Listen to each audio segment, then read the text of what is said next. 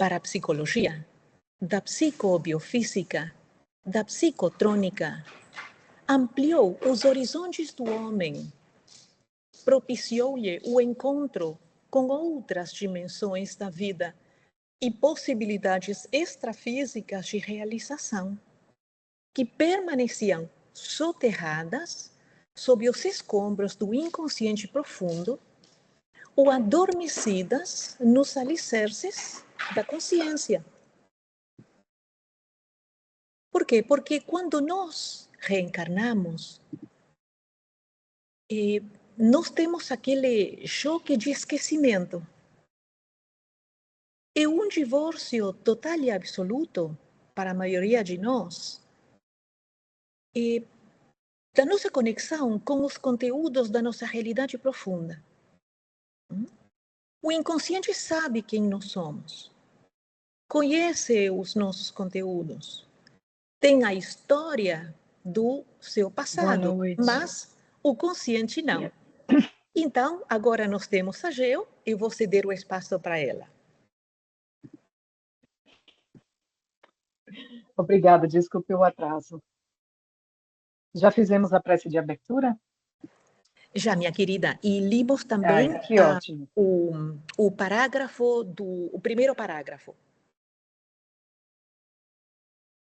A contribuição da parapsicologia? Sim, esse parágrafo já foi feito. Ok, maravilha. Muito obrigada. Antes, porém, de todas essas disciplinas psicológicas e doutrinas parapsíquicas, o Espiritismo descortinou para a criatura a valiosa possibilidade de ser consciente, concitando-a ao autoencontro e à alodescoberta a respeito da vida, além dos estreitos limites materiais. Vamos desempacotar isso aqui, porque esse livro ele é incrível, mas ele é bem denso.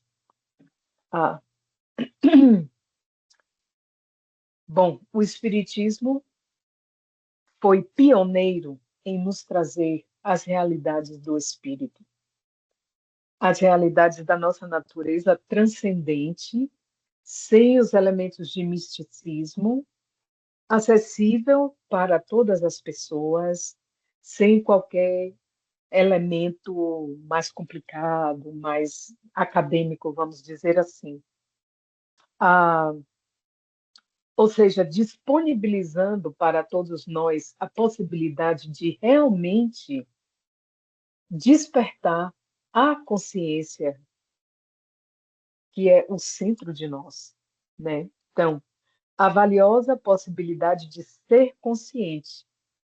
Ou seja, ser consciente é uma coisa que vai além da gente estar desperto fora de um estado de dormência, né? Essa palavra ela é bastante redundante na nossa linguagem. E muitas vezes vê assim, não, o fulano estava consciente, estava meio consciente, não estava inconsciente, né? Quando a gente está no período de vigília ou quando a gente entrou num período de dormência. Contudo, o fato da gente estar no período de vigília não implica que estamos conscientes. Porque podemos existir num estado de vigília, mas realmente só vive aquele que é consciente. Por quê? Porque ele faz as suas descobertas, ele interage com as possibilidades da vida, ao invés de simplesmente esta pessoa estar sob os imperativos da lei, o automatismo da lei. Automatismo, melhor dizendo, porque imperativo da lei todos nós estamos todos submetidos às leis divinas. Acontece que quando nós estamos vivendo ainda de uma maneira básica, basicamente existindo, sem realmente desfrutar da vida, desfrutar da abundância da vida, né? Porque isso a gente só começa a vislumbrar quando nós nos tornamos conscientes. Daí o título do livro, O Ser Consciente, né? Concitando-a ao autoencontro. Ou seja, o Espiritismo nos faz esse convite, né? Desse autoencontro, da gente se conhecer, da gente conhecer a nossa natureza trina, né? A espírito, perispírito, habitando um corpo físico. E as implicações de tudo isso, tanto para a existência, a nossa presença aqui, nesse momento, agora, como para o nosso momento, nosso capítulo seguinte. E a alodescoberta. E eu adoro essas palavras que Joana coloca nesse livro, né? Do autoencontro, da alodescoberta. O alo quer dizer o outro, né? Então, no momento em que existe o autoencontro, quer dizer o outro, porque procurei o outro, o outro, o auto se refere a nós mesmos, mas o alo se refere a outro. Ok, obrigada. Né? Então, quando a gente fala alternativa, né? É uma outra opção, é algo que está além. Né? A raiz dessa palavra tem a ver com altro, o outro.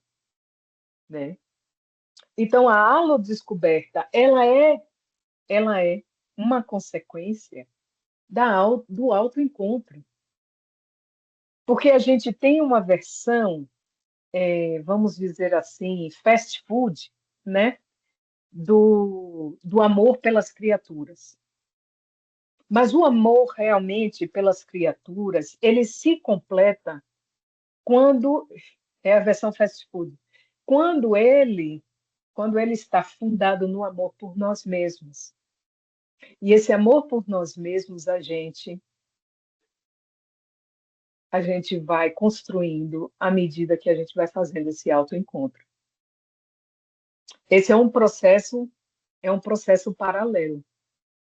Porque na medida que eu vejo o quanto é difícil para mim superar as minhas dificuldades, ou quando eu aprecio as coisas boas que eu consigo fazer e faço também uma estimativa do tanto ainda que eu preciso melhorar, quando eu estou de olho no que eu preciso fazer, aí é que eu tomo conta.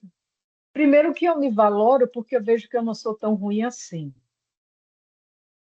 E segundo, eu verifico que para eu galgar novos patamares, nossa, preciso suar. Que nem aquela música que a gente ouviu recentemente, né?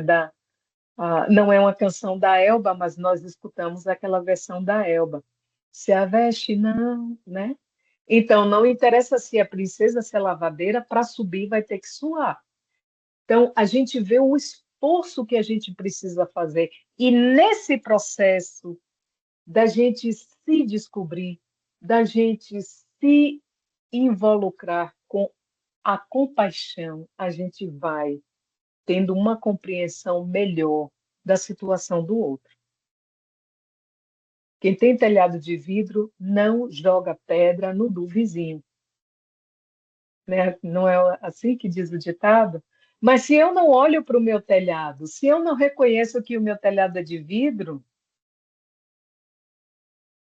se eu não sou um ser consciente, aí eu vou dar pedrada à torta e à direita. Né?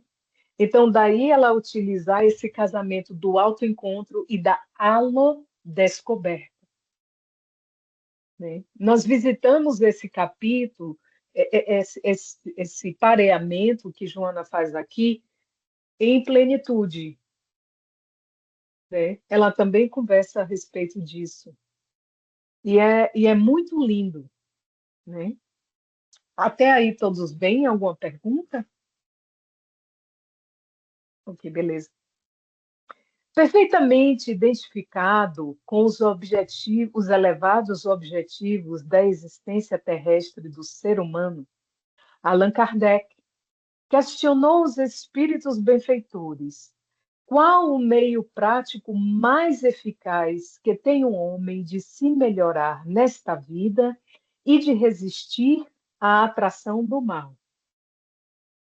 Veja que se melhorar e resistir à atração do mal. Eles responderam: um sábio na antiguidade vô-lo disse: conhece-te a ti mesmo. Comentando a resposta, Santo Agostinho, espírito, entre outras considerações, explicitou. E vamos parar aqui. Eu não sei se vocês conhecem a história de Santo Agostinho. Mas quando a gente descortina um pouquinho a respeito de quem foi esse tal de Santo Agostinho, a gente tem uma outra perspectiva dessa resposta de O Livro dos Espíritos.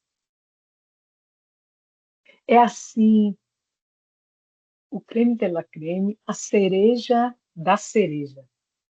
Porque Santo Agostinho foi uma das pessoas mais banda voou da história. Banda voou, uma pessoa da pá virada, como a gente diz no Brasil. Ele não ligava com nada. Uma pessoa escrachada, uma pessoa debochada, estava sempre por aí nos bordéis, nas farras. Santo Agostinho, antes de ser santo, né? Agostinho não estava nem aí com nada. E a mãe dele, Santa Mônica, ficava muito, muito angustiada com essa falta de compromisso dele. Esse desleixo, esse aproveitar, essa coisa do gozar elevado à enésima potência. Esse Agostinho, ele não queria nada com a hora do Brasil. Nada. E a sua mãe estava sempre orando, Santa Mônica. Orando, orando, orando. O nome dela era Mônica e ela se celebrizou como Santa Mônica.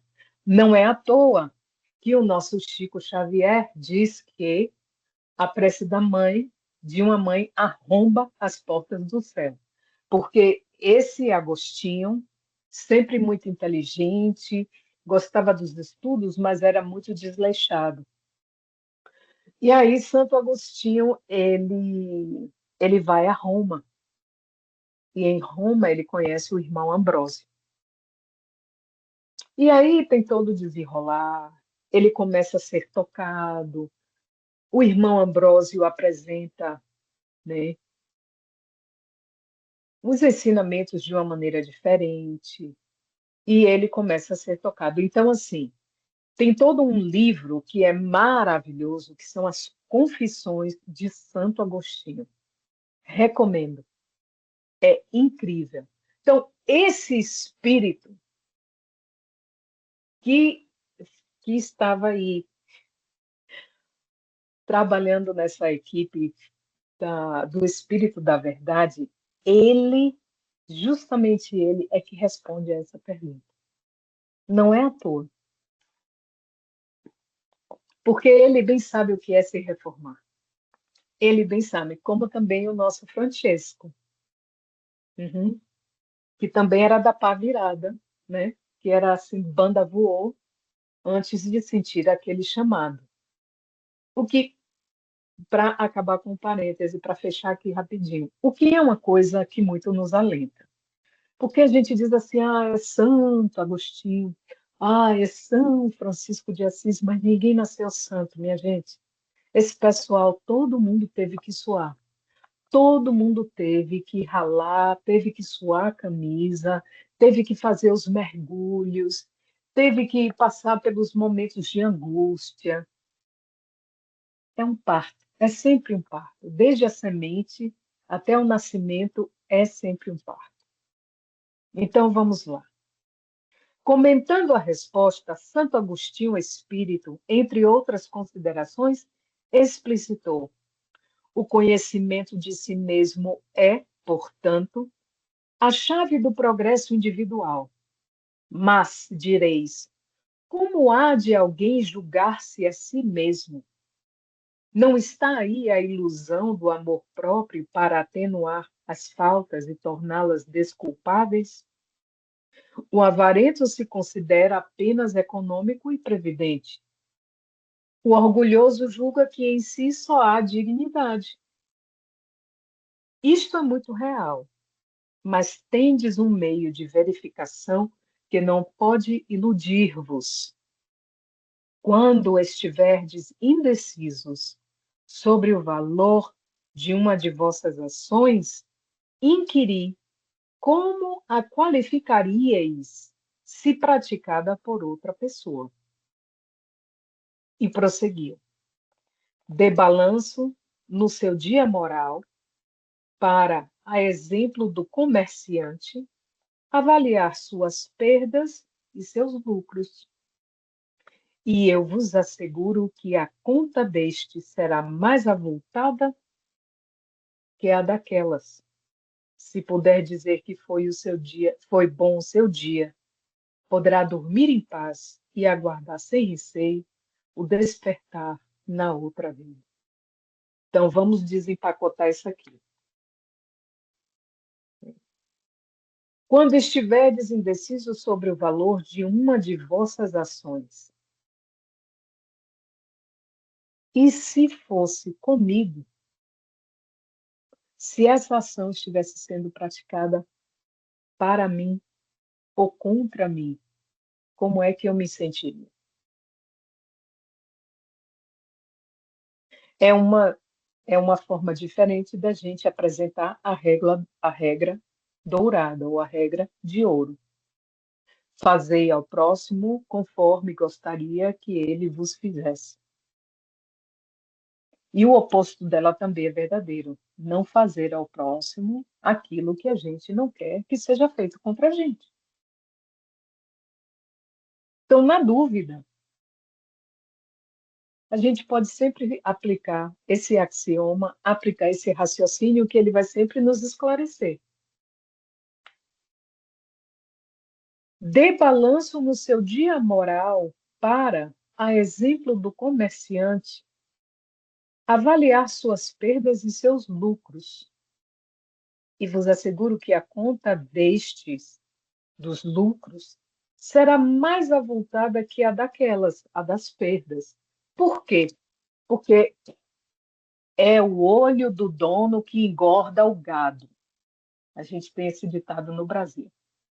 Ou seja, o negociante tem lá a sua vendinha, tem lá a sua bimboca, ele vai estar de olho nesse caixa. Pode ser um coffee shop, pode ser um restaurante, pode ser uma lanchonete, pode ser o que for. Mas a criatura está lá, fazendo as suas continhas, medindo e pesando o que foi ganho, o que foi perda. Agora, tudo isso é matéria com data para acabar, matéria com data para expirar, é minimamente um elemento para a gente trabalhar, para a gente consumir, mas a gente não leva. A gente leva a experiência que é adquirida com aqueles elementos, mas a gente não leva aqueles elementos conosco. Então, o registro se faz na consciência, no aprendizado, são todos registros psíquicos, são todos bagagem invisível. Como é que com esse lastro, com todo esse patrimônio, a gente quer andar completamente desligado, completamente desatento? Quem é que tem a sua casinha, o seu apartamento? Pode ser a coisinha mais humilde, uma tapera, por mais humilde que seja. Precisa ser lavrada, precisa ter endereço, precisa ter documento, quer regularizar as coisas, quer botar no testamento para deixar para fulano, para deixar para... Como é que aquilo que é a substância de nós mesmos, que venha fazer parte dessa substância, a gente trata como se não existisse, como se fosse uma coisa que não valesse a pena. Então, no momento em que a gente faz essa tomada, esse inventário ao final do dia, né? Como é que foi esse dia? Como é que eu me sinto? Como é que eu me senti nessa ocasião, naquela ocasião? Isso poderia ter sido melhor. Isso foi legal, isso foi bom. E aí, o dia de amanhã, como é que a gente vai fazer? Eu preciso pedir desculpa a fulano, eu preciso organizar isso melhor.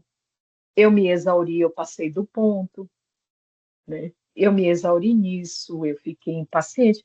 Então, a gente vai fazendo essa tomada, e no momento que isso vira hábito e a gente faz isso diariamente, é claro que o lucro ele passa a ser maior do que a perda. Por quê? Porque a gente está administrando bem o negócio. Porque a gente está de olho. É o olho do dono que engorda o gado.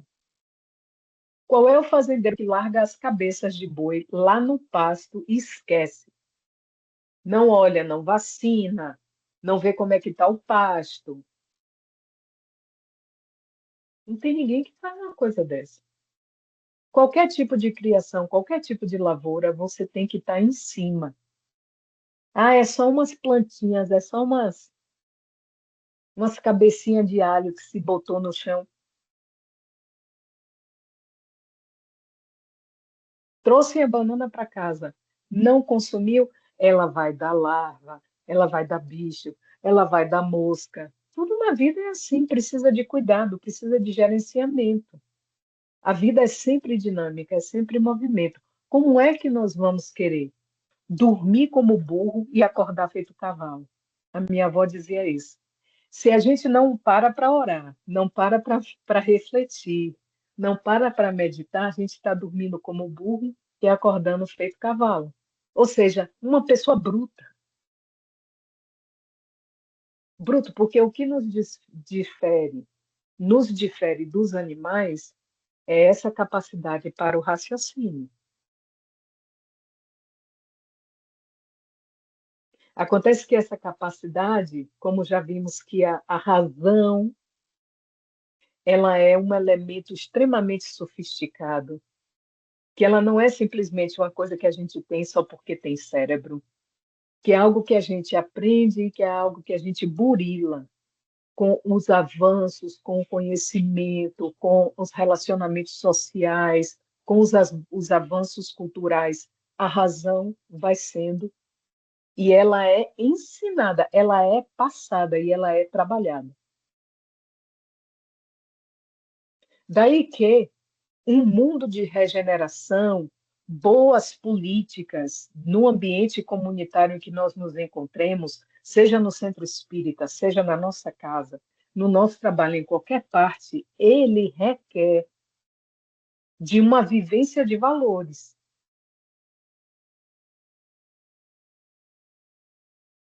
Porque o que está escrito no papel, o que está escrito na rocha, o que está escrito no DNA, não vai responder pelo arcabouço fino da razão. Essa se constrói, essa se ensina. Ela é um elemento, vamos dizer que ela seja um meta-elemento, o meta-elemento da inteligência. Então, o ser consciente requer desse autoencontro, dessa autodescoberta. E é através desse exercício, de fazer esse silêncio, de abrir esse espaço, para que a gente não fique vivendo como uma criatura bruta, para que a gente possa viver desde a perspectiva da abundância, que foi isso que Jesus disse: eu vos dou a vida e vida em abundância. Vida em abundância. Se estamos nos sentidos desanimados, estamos nos sentidos exauridos, e todos nós passamos por isso, é porque estamos fazendo alguma coisa desencontrada. É porque não estamos nos nutrindo o suficiente. Não estamos nos nutrindo o suficiente de luz, de uma emotividade sadia. Talvez a nossa vivência tenha ficado um pouco rotineira demais, tenha ficado um pouco mecanizada demais.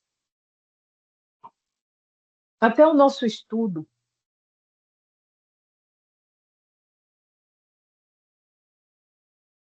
eu não sei vocês, mas eu passo por isso com uma certa frequência.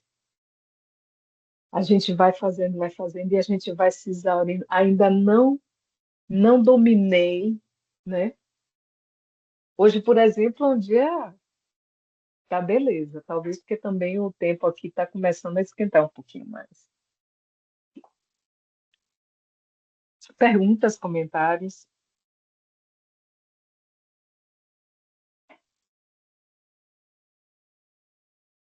Se puder dizer que foi bom o seu dia, poderá dormir em paz e aguardar sem receio o despertar na outra vida. Gente, isso aqui é uma das maiores fortunas, se não a maior fortuna. Isso era uma das coisas que eu ouvia minha mãe dizer com mais frequência. Era uma pessoa que, meu Deus, se sacrificava tanto, passava por tanta coisa, mas às vezes a gente via assim situações muito absurdas e dizia assim, meu Deus, como é que a senhora tem paciência com isso? Ela fez assim, não se trata de paciência, se trata de autointeresse. Eu quero botar minha cabeça no travesseiro e dormir tranquilo e saber que eu fiz tudo o que eu podia. É só isso, não é virtude. Minha mãe dizia assim, não é virtude, não, é interesse. Eu estou profundamente interessada na minha própria paz e no meu sono tranquilo. A vontade que dá é de chutar o pau da barraca, mas eu não vou fazer isso porque se eu fizer, eu vou pagar caro depois. Eu não vou conseguir dormir porque fiz bobagem. É assim que ela dizia. E é uma verdade, né?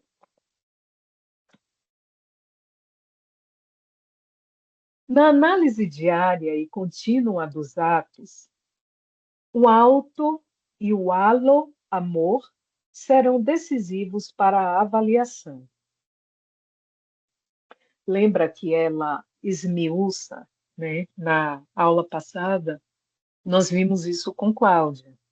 A nossa benfeitora, ela trata de 4 elementos que ela considera essenciais.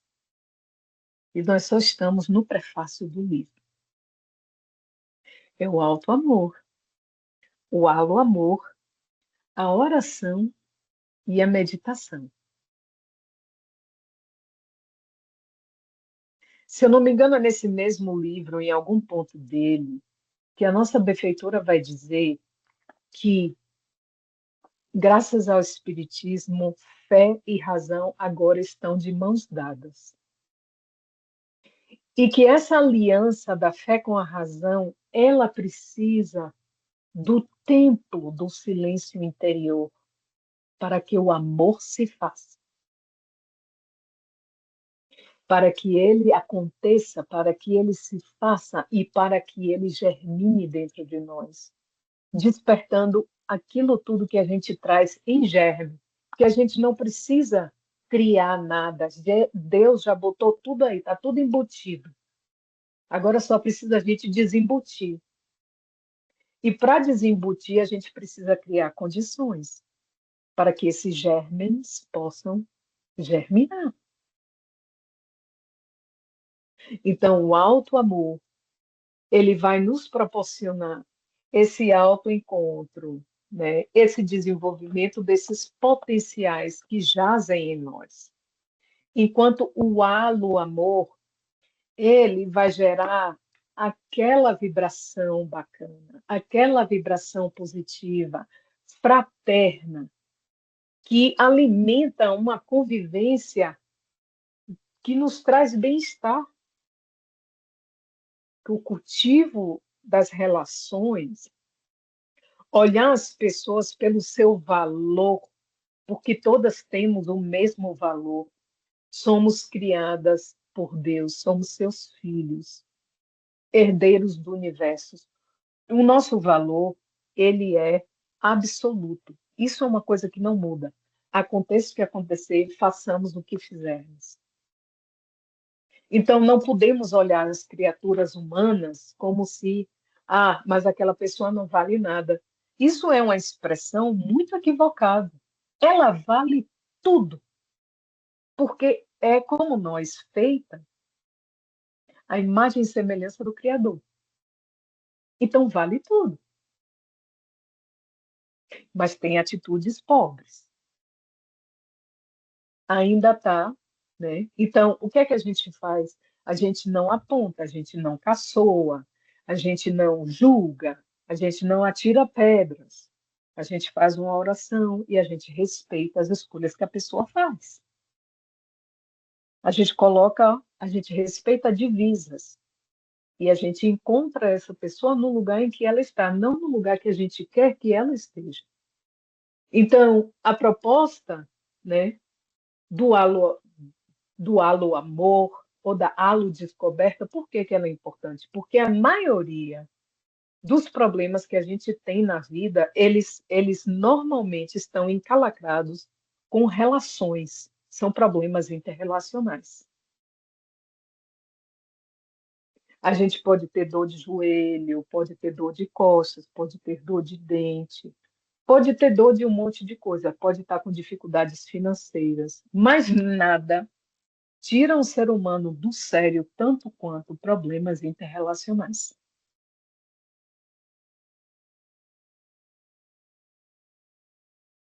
Nós somos os espelhos uns dos outros.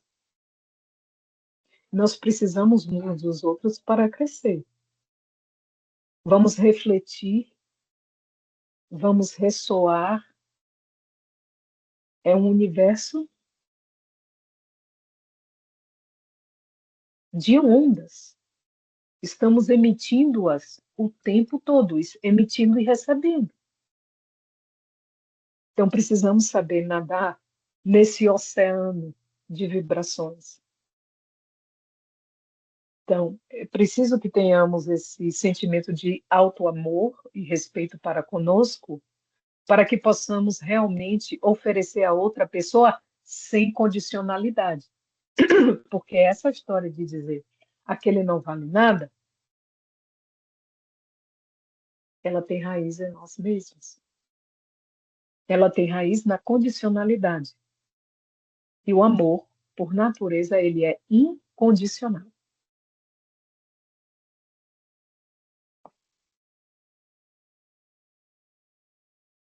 São decisivos para a avaliação. Por que será que o auto-amor e o alo-amor são decisivos para a avaliação?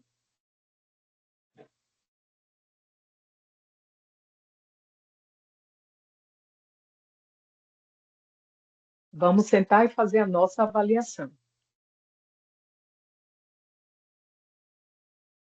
Por que será que é importante munirmos-nos do auto-amor e do alo-amor para fazer esse processo? O que é que vocês acham?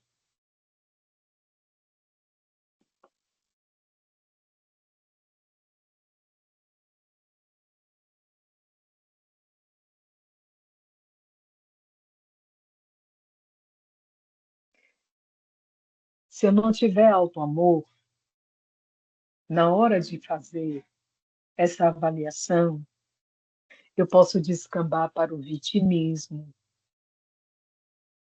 eu posso descambar para a justificação,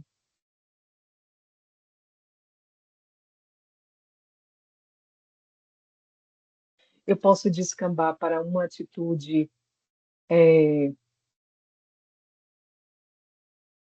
punitiva, não é?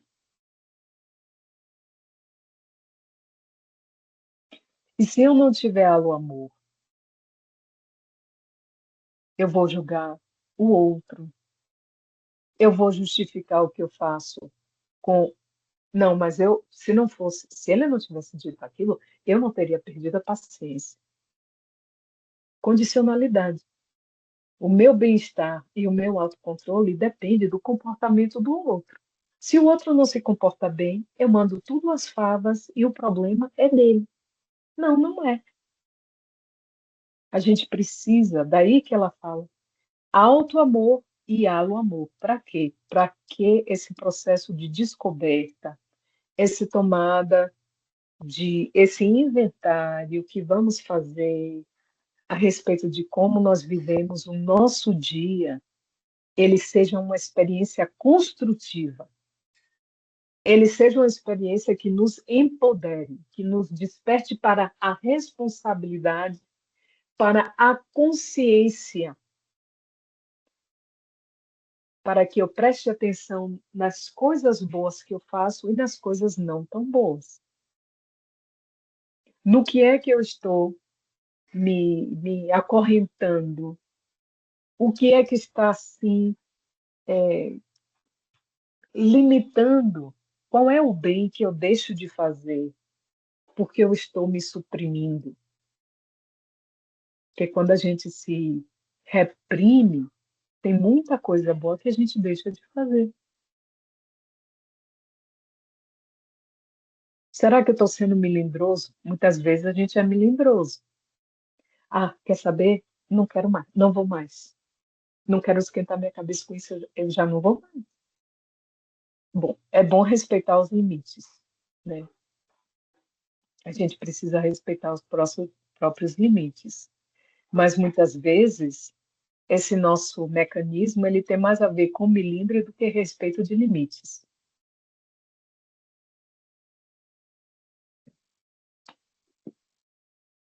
Então, a oração e a meditação irão constituir recurso complementar para a fixação das conquistas.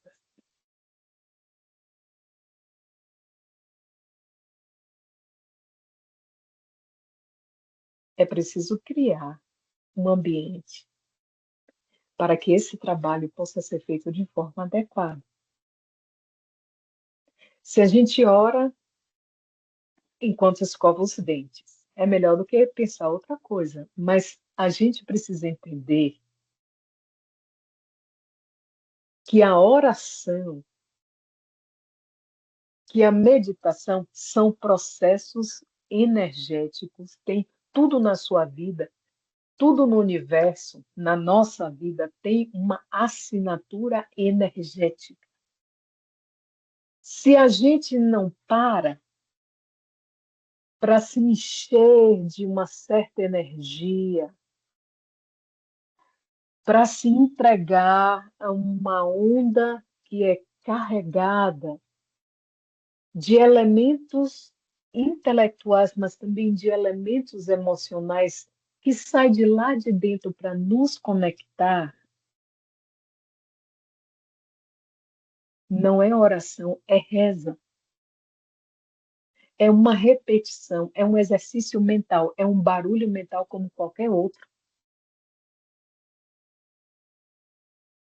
Então, não vamos abrir, achar que a gente está lá, lá, lá, lá, lá, lá, lá, lá, lá, Pai nosso que está no céu, é o quê? A abelha zumbiu, o besouro cantou, o galo cantou, a coruja piou, nada disso. A gente precisa abrir um espaço, é um espaço de entrega.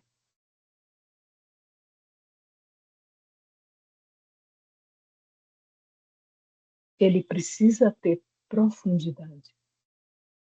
Quando uma pessoa ora, ela muda a sua própria energia e ela muda o ambiente em seu redor. Então, é assim que a oração passa a ser um elemento que nos traz a abundância da vida. Quando nós estamos num processo de orar apenas como exercício mental, aquela onda é uma onda fraquinha. É melhor do que a gente se conectar com conteúdos infelizes. É melhor. Mas ela não atinge o seu fim se aquilo é apenas uma regurgitação de palavras.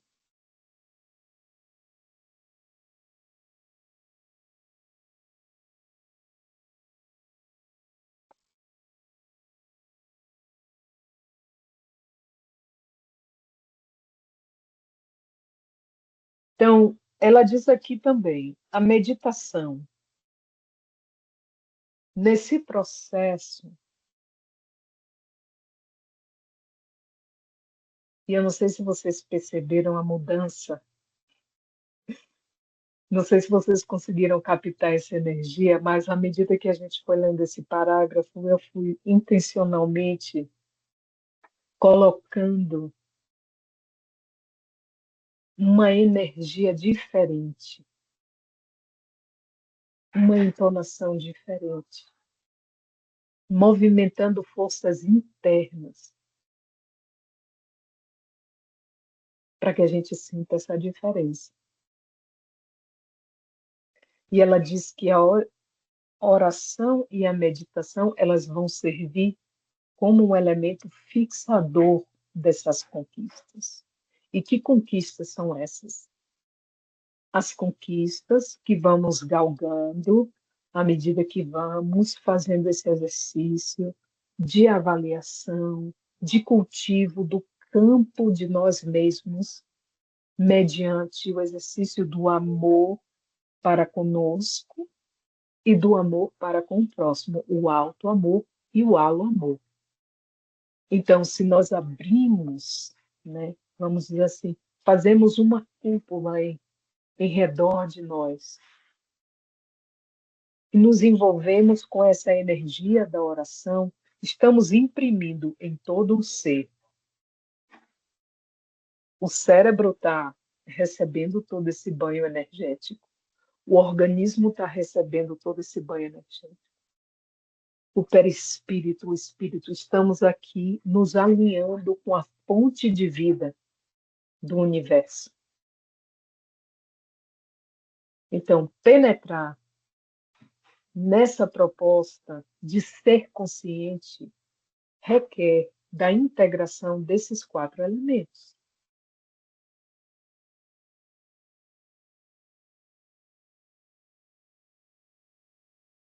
Quem ora, fala. Quem medita, ouve.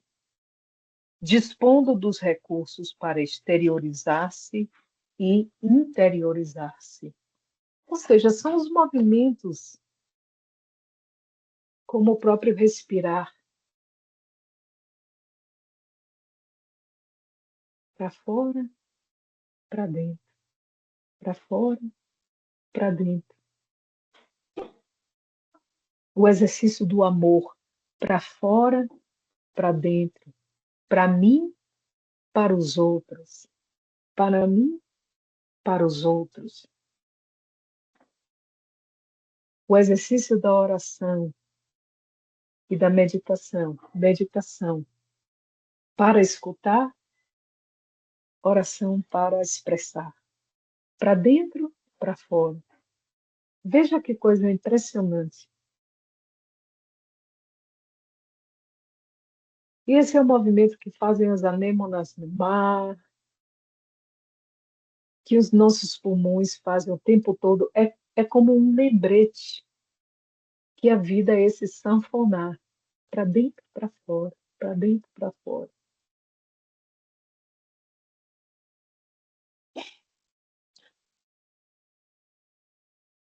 Há, no entanto, estruturas psicológicas muito frágeis ou assinaladas por distúrbios de comportamento grave. Nesses casos, urge o concurso da ciência espírita, com as terapias profundas que dispõe, e, de acordo com a intensidade do distúrbio, torna-se necessária a ajuda do psicoterapeuta, conforme especificidade do problema, que será equacionado pela psicologia, pela psicanálise ou pela psiquiatria.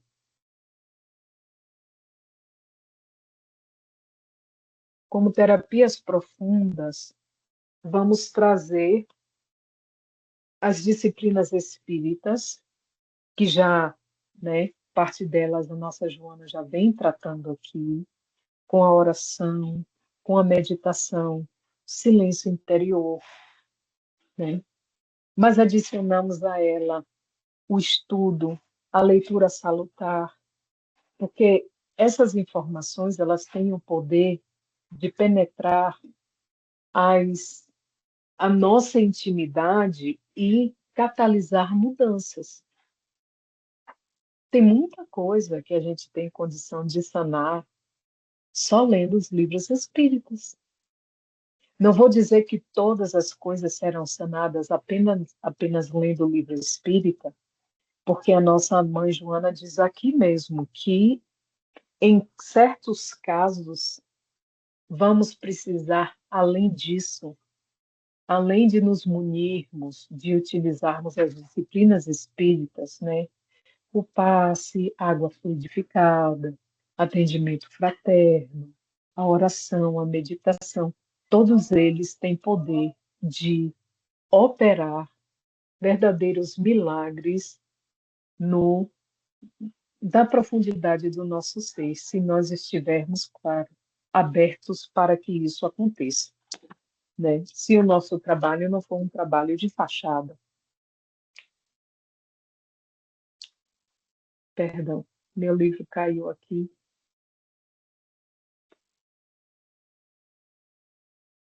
Mas, quando as situações se tornam um pouco mais complicadas, não há problema nenhum. E, pelo contrário, nós precisamos dar passos para buscar na ciência, que também é de Deus, respostas. Então, vamos buscar a psicologia, né, que são vários as vertentes da psicologia, existem diversas abordagens, algumas abordagens são melhores para determinadas pessoas, para determinados tipos de dificuldades, enquanto outras, né? Então, existe uma grande variedade de propostas. E, claro, a psiquiatria, que é um ramo da medicina que cuida, né, dessa parte. Porque existem situações que são realmente biológicas, que precisam ser tratadas com remédios adequados, então você precisa de uma pessoa que tenha a capacidade de fazer isso. Outras não, são situações subjetivas que precisam de terapia psicológica, né? Ah, eu confesso que uma das coisas mais bonitas que nós temos visto no nosso planeta desde a pandemia da Covid-19 é as pessoas buscando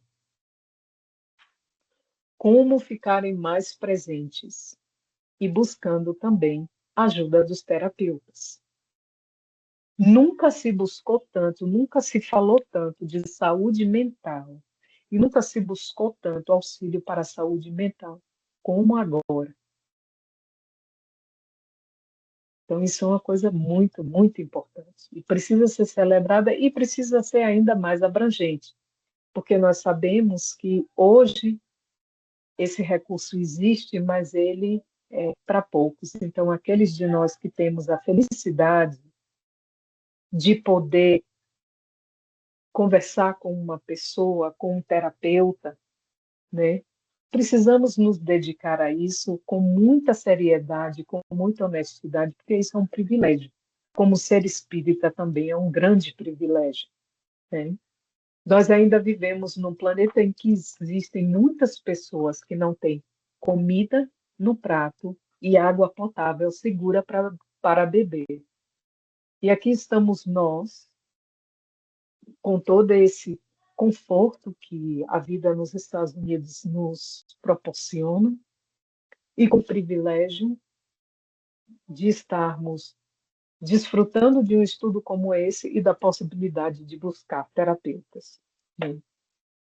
Então, a nossa saúde mental acima, né, de qualquer coisa.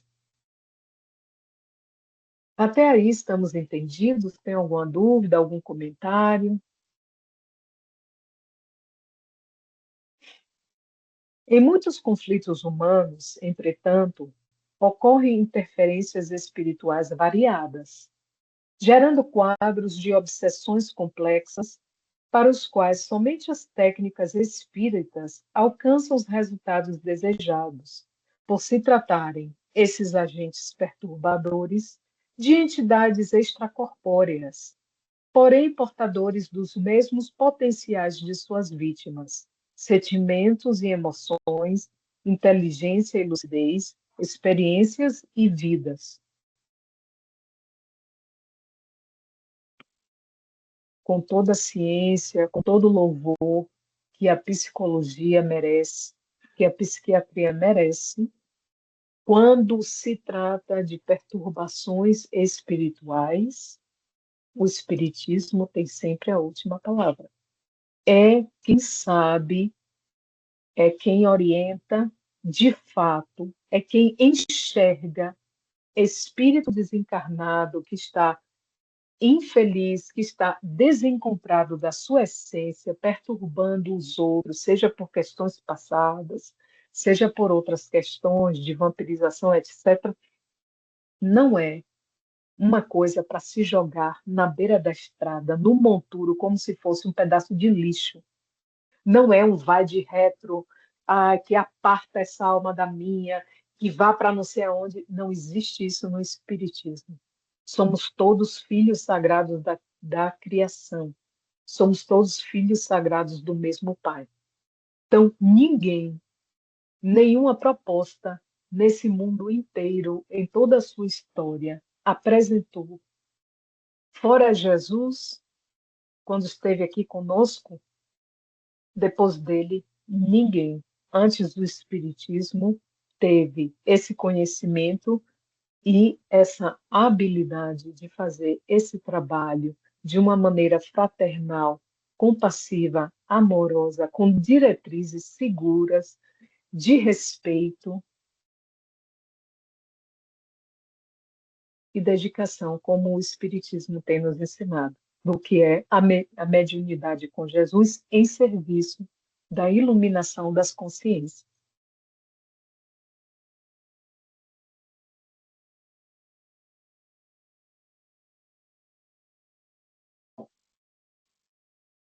O ser consciente é austero, mas sem carranca.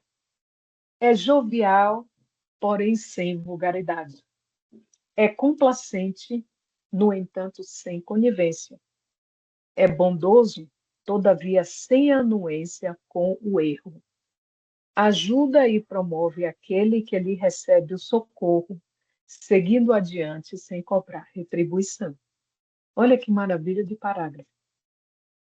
A gente usa a palavra, a gente confunde muito a palavra seriedade e austeridade com carranquice, com sisudez, com fulano é muito austero, como se fosse um ranzinza, uma pessoa que está sempre de mau humor, quando na verdade não é.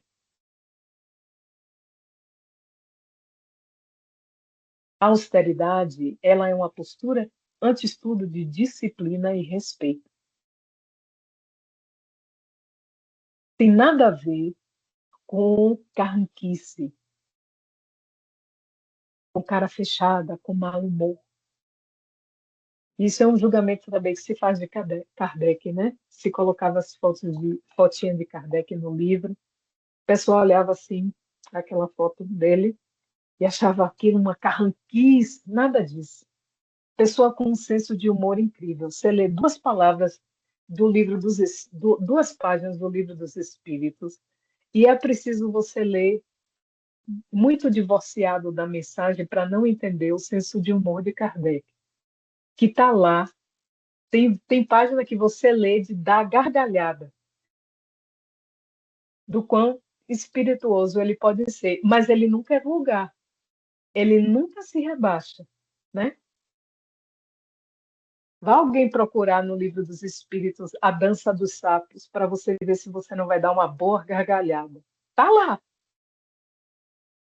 né? Mas austeridade, por quê? Sacrifício, disciplina, consciência de dever.